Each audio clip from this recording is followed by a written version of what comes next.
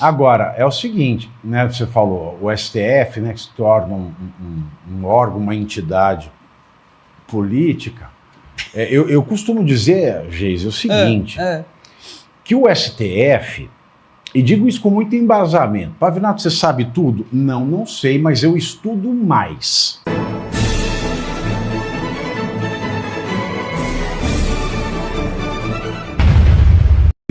Agora, é o seguinte, né, você falou, o STF, né, que se torna um órgão, uma entidade política. Eu costumo dizer, Geise, o seguinte, que o STF, e digo isso com muito embasamento, Pavinato, você sabe tudo? Não, não sei, mas eu estudo mais. Então eu sei mais. Por quê? Porque eu sou bonzão? Não porque eu estudo mais, porque eu estudo mesmo. Porque eu acordo todo dia às 5h50 da manhã para estudar. Que estudar é a alma do negócio. Estudar não me deixa ser igual a Daniela Lima. Estudar não me deixa ser igual a Vera Playmobil. Estudar não me deixa ser igual a essas pessoas que vendem, né, a opinião. Então eu estudo. E um dos temas que eu estudo muito é fascismo, ou como diria nosso querido professor Marcelo Sono, fascismo. É verdade. Não é porque em Portugal, no português de Portugal, o SC tem som de X. Né? Tanto que em Portugal você fala piscina, não piscina, é piscina. Não é eu nasci, é eu nasci. Então fascismo é fascismo.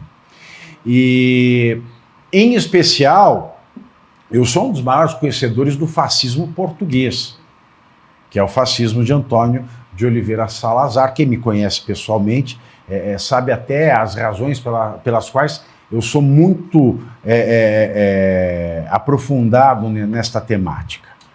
E o STF já se tornou no Brasil uma cornucópia.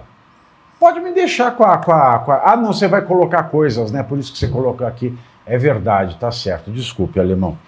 É uma cornucópia do fascismo acadêmico português, que era chamado de fascismo acadêmico porque era regido por um conselho de ministros que tinha o presidente do conselho de ministros, que era o professor catedrático de economia da Universidade de Lisboa, Antônio de Oliveira Salazar, que foi o fascista mais longevo da história.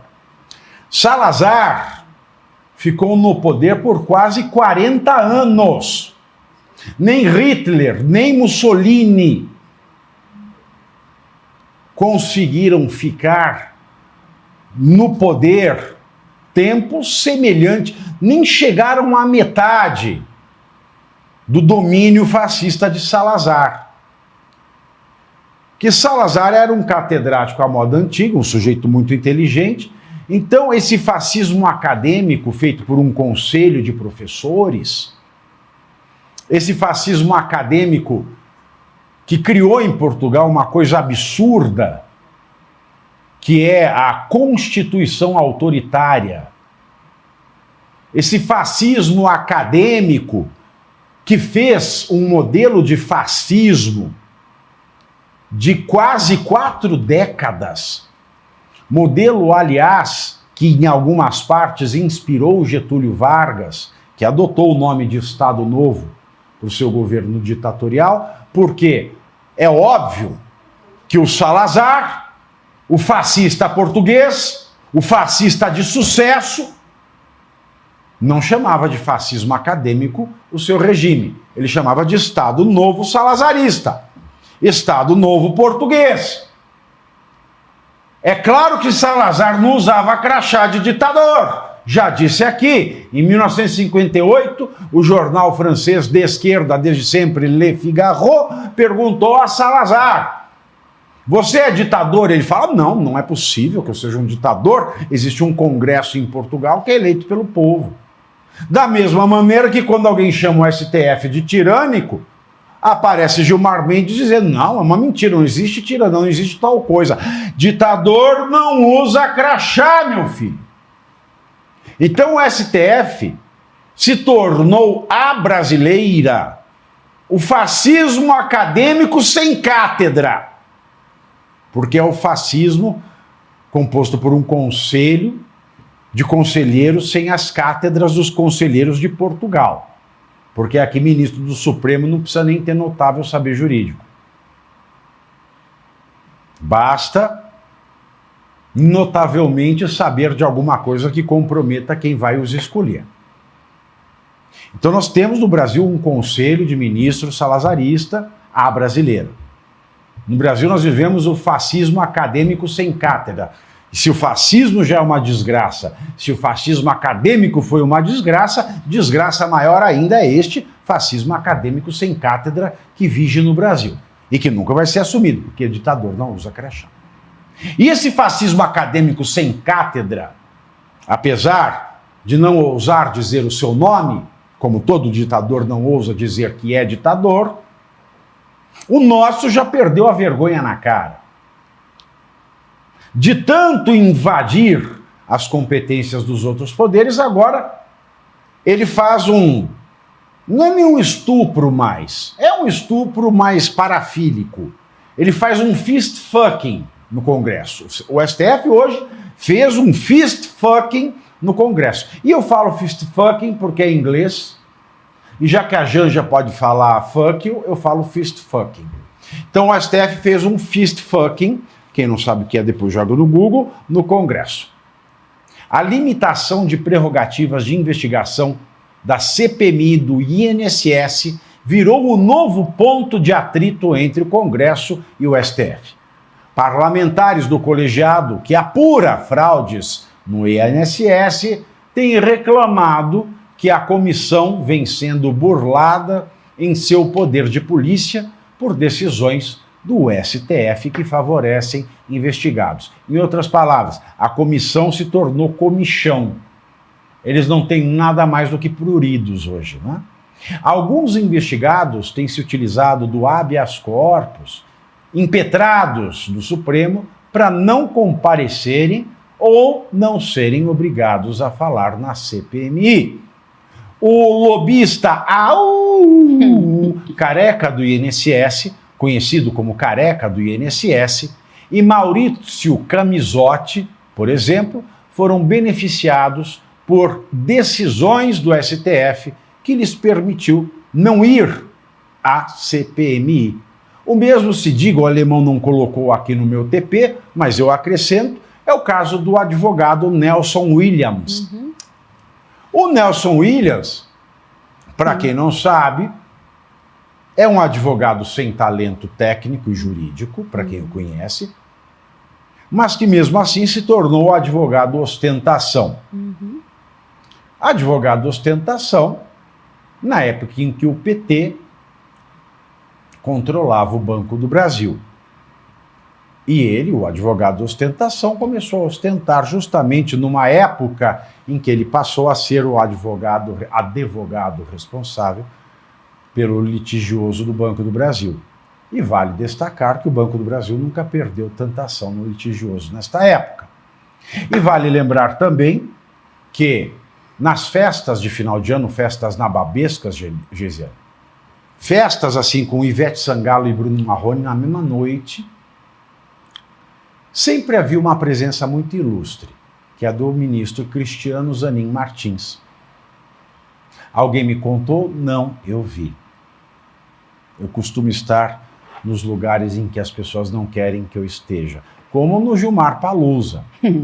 Eu nunca me senti um espalha-roda na vida, mas lá em Lisboa eu virei o espalha-roda de Portugal, porque onde eu chegava a festa acabava. Uma coisa incrível. E aí? Será que o STF agora vai fechar o Congresso de vez?